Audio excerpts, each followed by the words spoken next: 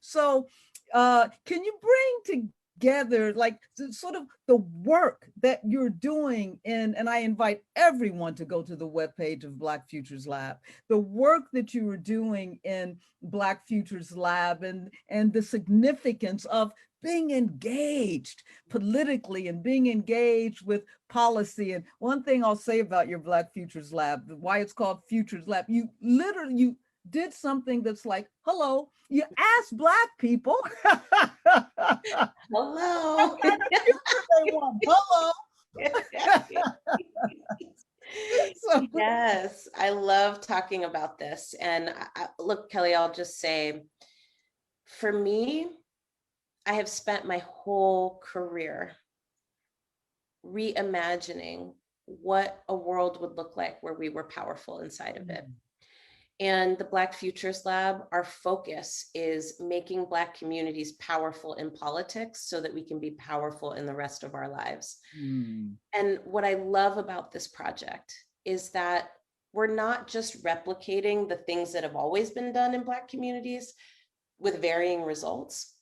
We bring people into our team that know deeply how things work, but who long for a better way and a different way that is tailored to our people. And so it's been the joy of my life to build these two scrappy organizations from an idea that came to me, during the 2016 elections when we were being treated as a political football and getting nothing out of it. And now leading that organization into this moment. And you're right, we started this project with a listening project called the Black Census, which is now widely known as the largest survey of Black people in America in 156 years. And in that project, we talked to Black people in all 50 states from every demographic that you could think of about what it is that we experience every day and what it is that we want to see for our futures. We heard over and over again that nobody ever asks me what I think, what I dream about, how I would fix things. And that is not good for democracy. So what we did was we turned that data into a legislative agenda called the Black Agenda for 2020. And it is a roadmap for how it is that we make Black Lives Matter from City Hall to Congress. And it's driven by the dreams and the needs of Black people across this nation. We've also developed and designed what we call a Build Back Bolder plan, a Black mandate for the Biden-Harris administration, understanding that there is more possible in this next 4 years than has been possible in the last decade, largely because of the work and the sacrifice of so many across the world, right? We have created political and cultural space for change. And so now we are driving home that mandate, which Black voters brought to the polls in November and again in January in Georgia. We have changed the balance of power in Congress. We've changed the who's in power in the White House. And now it's time for us to reap what we have sown. And for us, that looks like a bunch of different things. It means making sure that our communities deeply understand what is happening and what's at stake and how they can be involved. It means activating and motivating our communities year round, not just when we want something from them during election cycles.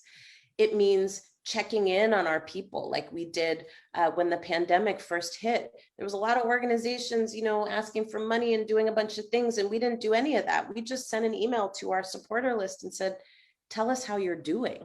And we heard all these stories from people about their fears, their anxieties, but also the ways in which they were coming together that surprised them. We heard heroic stories from all over the nation about Black folks who were stepping up to take care of each other. And we want to leverage that, right? So we also invest in our communities. We invest in Black-led, Black-focused organizations across the country to help them do their work better.